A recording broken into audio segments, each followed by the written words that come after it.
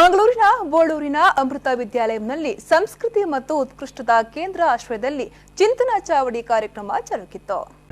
ಸಂಸ್ಕೃತಿ ಮತ್ತು ಉತ್ಕೃಷ್ಟತಾ ಕೇಂದ್ರದ ಆಶ್ರಯದಲ್ಲಿ ನಗರದ ಬೋಳೂರಿನ ಅಮೃತ ವಿದ್ಯಾಲಯಂನಲ್ಲಿ ಚಿಂತನಾ ಚಾವಡಿ ಕಾರ್ಯಕ್ರಮವನ್ನು ಆಯೋಜಿಸಲಾಗಿತ್ತು. ಕಾರ್ಯಕ್ರಮವನ್ನು ಬ್ರಹ್ಮಚಾರಿಣಿ ಮಂಗಳಾಮೃತ ಚೈತನ್ಯ ಅವರು ಉದ್ಘಾಟಿಸಿದ್ರು.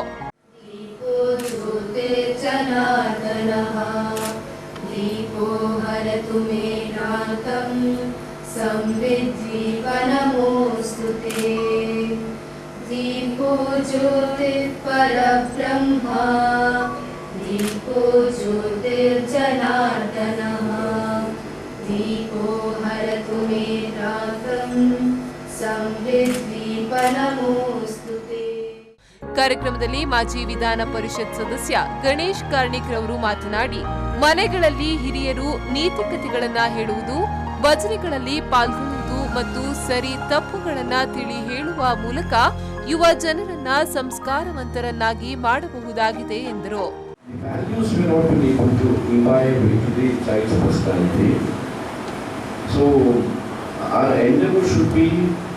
To ensure that we understand the child from his true perspective, unleash the abundant potentiality the child has, and convert him to a good human being. Somewhere down the line we have failed in this aspect of this.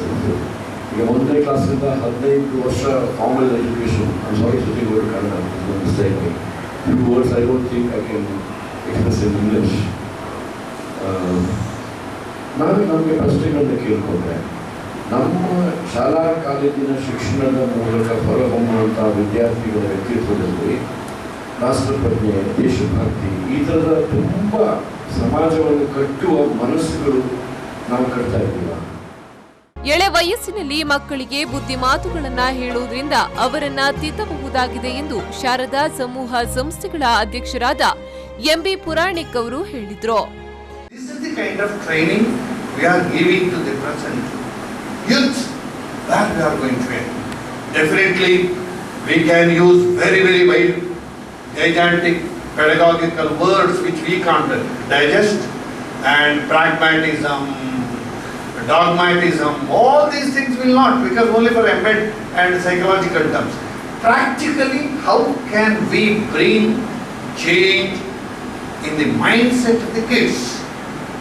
Because the Gurukula system has gone out, the education is only to get job and admission to the good professional colleges, and value has gone to dumps. So let us discuss how best we can inculcate, at least among such schools, I don't want to say other schools, our Indian. ಕಾರ್ಯಕ್ರಮದಲ್ಲಿ ಸಂಸ್ಕೃತಿ ಮತ್ತು ಉತ್ಕೃಷ್ಟತಾ ಕೇಂದ್ರದ ಅಧ್ಯಕ್ಷರಾದ doctor Jeevaraj Sorake ಮತ್ತು ಸಂಚಾಲಕರಾದ doctor Vasant Kumar Perla ಸೇರಿದಂತೆ ಇನ್ನಿತರರು ಉಪಸ್ಥಿತರಿದ್ದರು. Nagesh Kavoor, ವಿ4 news 24/7 Mangaluru.